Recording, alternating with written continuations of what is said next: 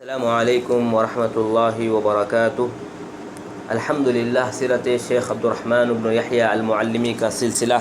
بغیر تھکے بغیر رکے جاری و ساری ہے۔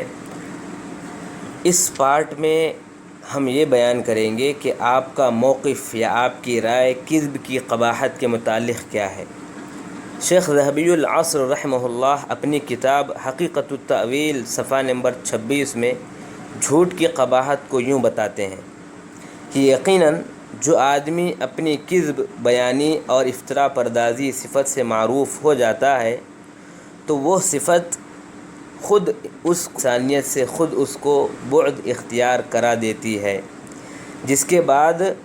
اس کو جاننے والوں کے پاس اس کی ثقافت کسی کے پاس بھی باقی نہیں رہ جاتی، نہ ہی لوگ اس سے کچھ فائدہ اٹھا پاتے ہیں، اور جو لوگ اس سے بے خبر ہوتے ہیں وہ اس کی جھوٹی باتوں کو سچی گردان کر مفاسد و ضرر کے گڑھے میں گر جاتے ہیں، جن کو دیکھ کر احساس ہوتا ہے کہ ان کی وفات حیات سے لاکھ درجہ بہتر ہے، کیونکہ جب انسان کی ثقافت ہی ختم ہو جائے تو اس کی بقا کس کام کی، اور اس ثقافت کی دھجیاں اڑانے کے لیے ایک جھوٹ کافی ہے۔